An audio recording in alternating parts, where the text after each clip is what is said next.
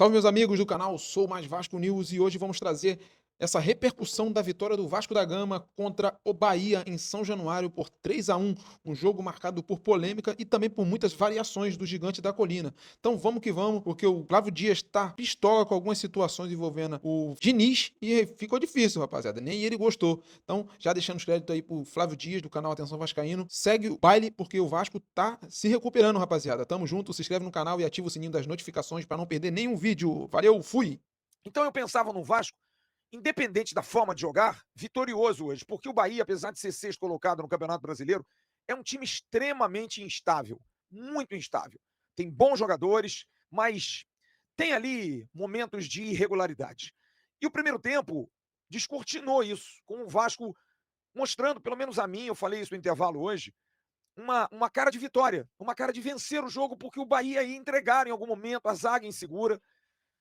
Mas aí vem algo que eu, acho que é importante que a gente diga, porque a gente fica feliz com o resultado, é importantíssimo o Vasco ter ganho, mas eu fico muito preocupado com o nível de atuação do Vasco em alguns jogos. E o Vasco hoje venceu um Bahia, na minha opinião, muito frágil, com jogadores sentindo uma pressão de resultados negativos, o Bahia não vem vencendo, e o Vasco entrega demais, é muito inseguro. Eu estava pensando aqui de uma maneira de trazer a vocês uma ilustração e meio que coloquei o seguinte: o Vasco teve uma atuação hoje nível Puma Rodrigues. Porque o Pumita é um jogador que a gente ama ou odeia. Porque o Pumita é aquele jogador que faz um golaço contra o Flamengo, um golaço naquele 2023, faz partidas surpreendentes, como vem fazendo na lateral esquerda. Puma hoje está entre os três melhores jogadores do Vasco na partida com o Bahia. Eu já estou afirmando isso aqui. Mas aí o Puma, no final do jogo, faz duas jogadas, assim, de trapalhões, cara. Sabe? De privação de sentido. Então foi uma atuação do Vasco atrapalhada. Foi uma atuação que o Vasco jogou para vencer, porque tinha que vencer.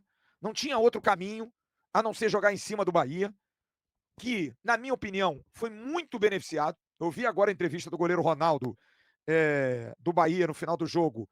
E acho engraçado como é que esses jogadores são, às vezes, eles acham, eles, de alguma maneira, eles subestimam a nossa inteligência. Ele vem dizer que a arbitragem. Porra, Ronaldo, vai para casa, fica quieto, amigo, reflete, vê o jogo de novo.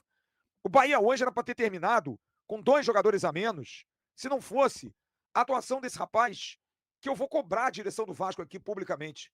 Esse rapaz não pode passar na porta de São Januário. Esse, sem dúvida, é um dos três piores árbitros do futebol brasileiro. É de uma mediocridade misturada com uma arrogância, com uma pitada de petulância, sabe?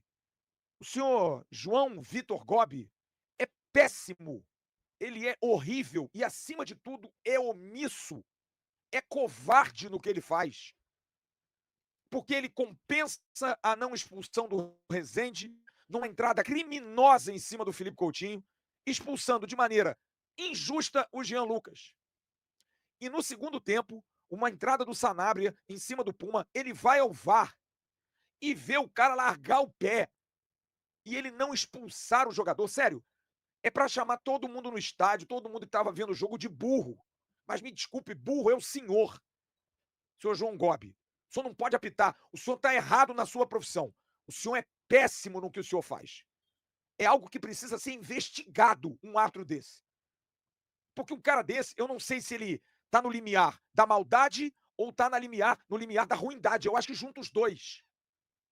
Então o Bahia fez uma atuação muito ruim e foi beneficiado porque tinha que ficar com menos um. Só que os dois que deveriam ser expulsos não foram expulsos, jogaram o tempo todo.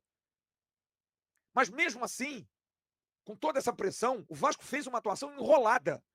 Uma atuação, sabe, arrastada, com muitos erros técnicos, uma defesa que me dá calafrios para o jogo de sábado com o Cruzeiro. Porque se o Vasco fizer de novo esse jogo, porque o Vasco já vencia por 3-1 e o Puma errava a saída de bola, o Léo Jardim saía que nem um louco correndo, era o Paulo Henrique de novo com essa mania de querer dominar na entrada da área e querer sair driblando. Já entregou contra o Ceará, filho. Não tem ninguém que possa dar um toque nesse rapaz para ele não fazer isso. É o Lucas Freitas entregando e muito nervoso no jogo. Sabe? Um negócio assim, pavoroso.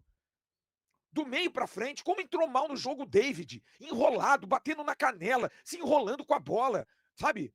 Correndo errado, não preenchendo as profundidades, não dava opção quando o Puma dominava, ele corria pra dentro da área. Já dando a defesa do Bahia a prerrogativa de que o Puma vai ter que cruzar, porque não vai ter com quem dialogar. Então foi um jogo enrolado. O Paulo Henrique leva uma pancada na cabeça e nitidamente não estava legal. E parou de atacar. Parou. O Vasco perdeu a força do lado. Faz um terceiro gol contra, faz um segundo gol no abafa, sem uma jogada trabalhada. E no final do jogo, é claro, o Bahia foi. E no contra-ataque você vê como o Vasco estava enrolado. Podia ter feito 4, 5. Time enrolado, time, sabe? A bola batendo na canela, mas dane-se. Ganhou o jogo. Agora, um capítulo à parte é o centroavante do Vasco, o Pablo Verrete. Porque, sinceramente, eu não sei o porquê da insistência do técnico do Vasco nele. Não consigo compreender. Por que, que o Verrete jogou até o final? O Verrete não tá bem. O Verrete não tá conseguindo segurar uma bola. O Verrete não ganha uma bola no alto. O Verrete não consegue dar um passe. O lance do Juba, ele já ia errar o passe pro Andrés Gomes. A bola que ele recebeu, se é um centroavante com um mínimo de técnica, já adianta e dispara. Ele já se enrolou com a bola, tentou tocar no Andrés, ia tocar errado. A sorte que o Juba deu um trompasse e acabou fazendo gol contra. E o Diniz insiste com o Verrete. Não sei se é porque para dar moral, porque ele é o capitão, porque ele é um cara importante, mas sério, o Verrete atrapalha o time do Vasco. Atrapalha. O que o Verrete fez no jogo hoje? De novo, não consegue gerar jogo, não consegue entregar jogo. E aí o time já é embolado, já é enrolado, fica um. Eu tô no ritmo do Emerson Rocha. Eu tô muito feliz com essa vitória de hoje e principalmente porque a gente vai observando que algumas coisas estão maturando na equipe do Vasco. Que é isso, Jean Faísca? O Carlos Cuesta tá maturando como um zagueiro confiável. O Andrés Gomes tá maturando como um cara que vai ajudar no processo e muito. O Hugo Moura e Barros estão se consolidando como os dois volantes do Vasco. Hoje a titularidade é deles. E isso ajuda muito o Coutinho a se preocupar mais com a criação e menos com a destruição. O Puma, eu vou falar algo aqui, hein? O Puma, vai ter gente que quando melhorar da panturrilha, vai dar briga nessa lateral esquerda. Vai dar briga, vai dar briga. Puma tá jogando partidas aqui, ó. Até aquela história que as costas do Puma era uma avenida, claro que hoje o jogo ficou condicionado porque muito cedo o Jean Lucas foi expulso, né? Aí, claro, acabou condicionado. Quanto à entrega do gol, eu falei isso no intervalo e torno a repetir. Se a gente tivesse tomado o gol antes, naquela do Hugo Moura, no Léo Jardim, aquilo ali é dinizismo. Aquilo ali é um negócio. Agora, o gol que o Vasco tomou, uma saída de 3. Todo mundo olhando o jogo. Lucas Freitas olhando, Hugo Moura olhando e o Cuesta lá na direita olhando. Onde é que eu quero chegar? Essa saída que o Vasco errou, todo time faz, gente. Todo time faz.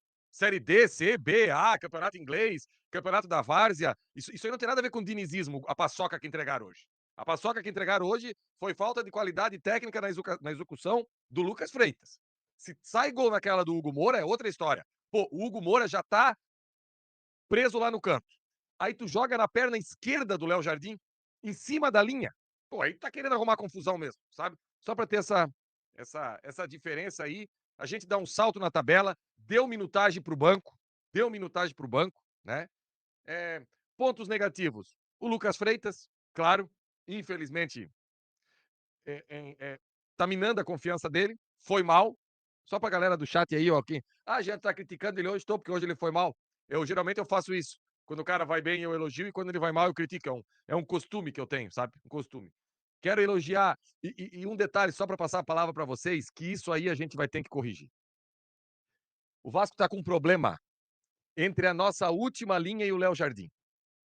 Sucessivamente tá tendo problemas em bolas esticadas do adversário. Foi assim contra o Botafogo, foi assim contra o Ceará, hoje foi assim novamente. Contra o Flamengo foi assim. Existe uma indecisão entre a nossa última linha e essa saída do Léo Jardim na bola. Não tá uma coisa limpa. Hoje faltou isso aqui para a bola passar por cima da cabeça do Léo Jardim. Vocês lembram desse lance agora no final? Que ele teve que sair e ele foi bem no lance, foi bem de cabeça. Mas são ajustes que o Diniz precisa fazer. Ou o Léo Jardim tem que vir mais ainda para frente ou ir um pouco mais para trás. Aonde ele tá ficando não tá legal. E eu não estou falando que é culpa dele. É um ajuste. A última linha talvez não subir tanto. Isso são ajustes que precisa fazer. Mas no mais, eu achei uma partida do Vasco ok, com coroação a Felipe Coutinho. Que é isso? O que ele. Como é que é o nome do preparador físico dele, Flávio Dias, lá que você fala que faz o trabalho? Renato Valença. Ô, seu Renato Valença. Que trabalho, hein, seu Renato Valença. Tem que mudar Parabéns, o hein? nome para Renato Barcelona, Renato Real Madrid Valência.